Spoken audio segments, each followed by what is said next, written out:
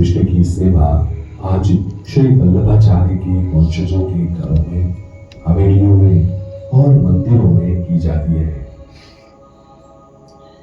श्री वल्लभाचार्य ने इन सेवा के स्वरूपों को विकसित किया और उनके पुत्र श्री गुरुसाई जी ने इस सेवा परंपरा को आगे बढ़ाया। श्री कृष्ण सेवा आनंदमय और सुंदर प्रसंग है। उनकी मनभावन सेवा में असंख्य कलाएं कार्यरत हैं। यह सारी कलाएं प्रभु को समर्पित हैं और जो कोई इन सब का आनंद लेते हैं वे पवित्र हो जाते हैं। श्री कृष्ण को भोजन भोग हजारों प्रकार से परोसा जाता है, जो हमेशा स्वादिष्ट सामग्री से बनाया जाता है। श्री कृष्ण सदैव नाना प्रकार के वस्त्रों तथा आभूषणों एवं श्रृंगार से विभूषित रहते हैं। सेवा भी संगीत राग से भरपूर है। महान भक्तों द्वारा रचित सुंदर गीत विभिन्न रागों में गाए जाते हैं, जो विभिन्न मौसमों, त्योहारों और दिन के समय के अनुरूप होते हैं।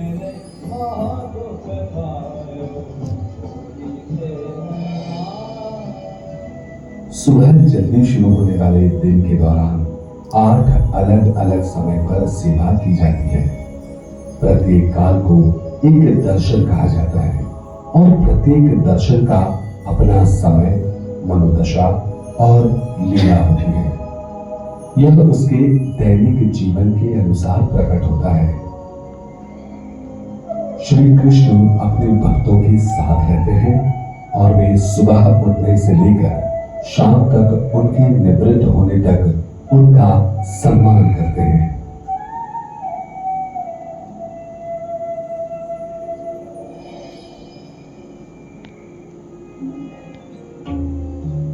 मंगला यह प्रथम समय के दर्शन है। इसमें भगवान को नींद से जगाया जाता है। मुख्य हवेलियों में श्री कृष्ण को शंखनाद या घंटारव से जगाया जाता है। बाद में उनको मिश्री, मलाई, दूध एवं मक्खन का बना कलेवा समर्पित किया जाता है।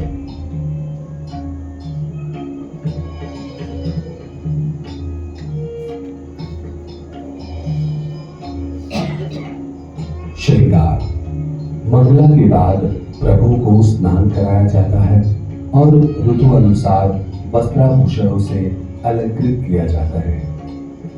यथा ग्रीष्म में महीन, सूती एवं जाड़े में रेशमी वस्त्र पहनाए जाते हैं। श्रृंगार विधि संपन्न होने पर अपने आप को देखने के लिए श्री ठाकुर जी के सामने दर्पण रखा जाता है। सिंहासन पर विराजमान भगवान की दोनों ओर मुलायम तकिए रखे जाते हैं।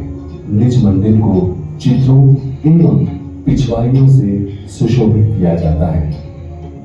श्री ठाकुर जी की पसंदीदा वस्तुओं की जानकारी और वे सब उन्हें कब समर्पित किया जाए, उसका सही ज्ञान ही पुष्टि मार्ग का सही ज्ञान है। इस जरूरी ज्ञान से श्री कृष्ण अपने भक्तों के लिए अविलंब बनते हैं और उनके साथ निजी स्तर पर उनके संबंध जुड़ते हैं।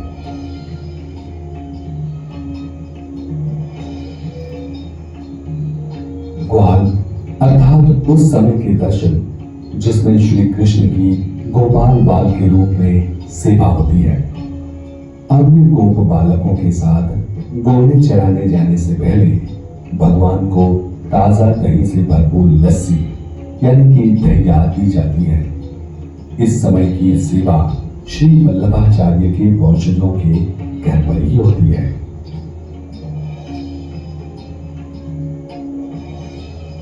राजभोग मध्याह्न काल में यशोदा माता श्री कृष्ण को भोजन के लिए बुलाती है। यही राजभोग कहलाता है। राजभोग में वनोत्सव के अवसर पर गोपियों द्वारा लाया गया भोजन थाल भी दिया जा सकता है। कभी कभी श्री कृष्ण राजभोग ग्रहण करने के लिए गोपी के घर पर भी पहुंच जाते हैं। राजभोग में दूध से बने शर्करा युक्त पकवान, कई सब्जियां और धान्य एवं दलहनों के स्वादिष्ट व्यंजनों का समावेश होता है।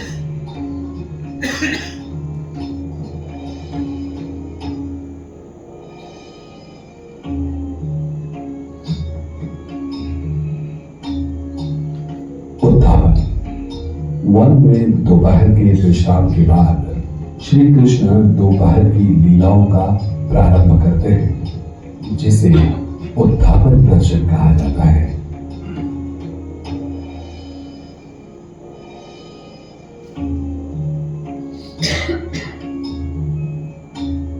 भोग। पुलेली नामक बीलनियों ने प्रभु को फल समर्पित किए थे। बाद में भगवान गायों को घर की ओर लौटाते हुए प्रतीक्षा में निरत अपने भक्तों के दिन भर के विरह को समाप्त करने के लिए घर की ओर प्रयाण करते हैं।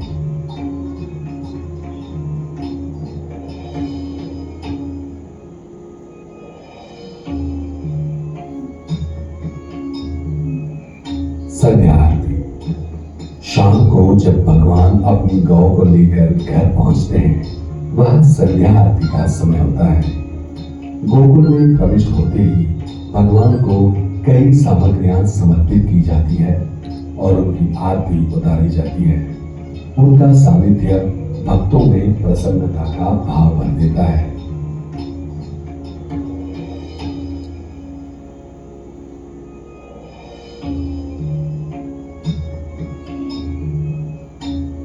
शयन। यह श्री कृष्ण का रात्रि भोजन का समय है। भगवान के प्रत्येक दर्शन के साथ अनेक विध लीलाएं और भाव जुड़े हुए हैं। कृष्ण या तो रमण भाव से गोपियों के साथ होते हैं या बाल भाव से माता यशोदा के साथ। आरती के बाद भगवान को ओढ़ाया जाता है। वस्तुतः प्रभु कदापि शयन नहीं करते, वे तो सदैव लीला धाम में रमण करते हैं। उनकी झाड़ी सदैव ताजा और मधुर जल से भरी होती है और बंटा मिष्टान मेवे से भरा रहता है।